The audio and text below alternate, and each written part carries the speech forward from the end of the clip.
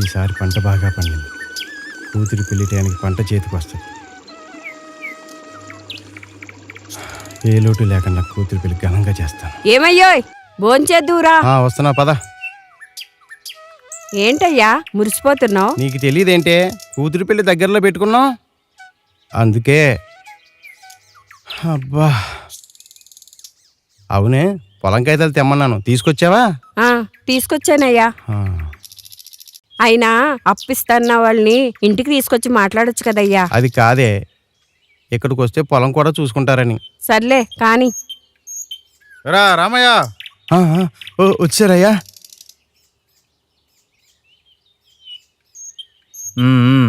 బాగానే ఉందంతా. ఇదేనారా పొలం? దీనికైనా అప్పడిగింది? అవునయ్యా. బాగా పండింది పంట. రండి అయ్యా, కూర్చోండి కూర్చోండి అయ్యా. ఆ ల్యాండ్ పేపర్స్ ఇవ్వరా? ఇగో అండి. ఇదిగోండి అయ్యా. ఓకే. రామయ్య, పంట బాగా పండించినట్లుగా. ఏంటయ్యా ఈ టైంలో ఇల్లు వచ్చారు? ఏమో ఉండవే. రామయ్య, ఈ సంవత్సరం కౌలు డబ్బులు పెంచుతున్నాను రా. కౌలు పెంచుతున్నావా? ఎందుకు? నేనేం నీ భూమిని కౌలు తీసుకోలేదుగా. నువ్వు పండిస్తున్న పంట నా భూమేరా. ఏంటయ్యా ఎకసకాలుగా ఉందా? నా భూమిని పట్టుకుని నీ భూమి అంటున్నావు? అప్పిచ్చే వాళ్ళ ముందు గొడవ పెట్టద్దు. ఇక నుంచి వెళ్ళిపోండి. నీతో గొడవ పడ్డానికి నాకేమన్నా పని లేదనుకున్నావా? ల్యాండ్ టైటిలింగ్ యాక్ట్ కింద నీ భూమి పోయిన నెలే నా పేరు మీద రిజిస్టర్ అయిపోయింది. ఏంటి? సరిపోయింది సంబరం. అయ్యా, ల్యాండ్ టైటిల్ యాక్ట్ కింద నీ పేరు మీద ఉందా? అదేం లేదయ్యా. ఎరా రామయ్య, ఈ పనికిరాని పేపర్లు పట్టుకుని పొట్లాలు కట్టుకోవాలా? నీ సావు నువ్వు సావు. నా పొలం నా డాక్యుమెంట్.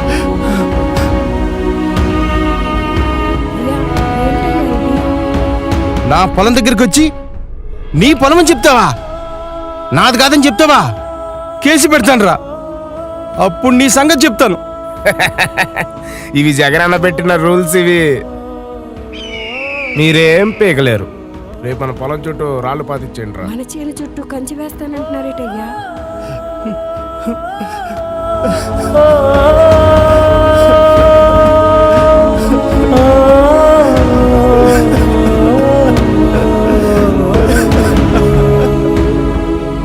జగన్ తీసుకొచ్చిన ఈ చట్టం ఊహిస్తేనే భయంకరంగా ఉంది కదా.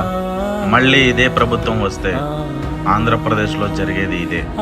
ధనవంతుడి దగ్గర నుంచి పేదవాడికి ఉన్న పూరి గుడిసె వరకు మీ భూములకు సంబంధించిన ప్రతి పత్రము జగన్ చేతిలోనే ఉంటుంది. నీకంటూ ఉన్న ఒకే ఒక ఆస్తి, తరతరాలుగా నీ బీరువాలో ఉన్న ఆస్తి, నీ భూమి.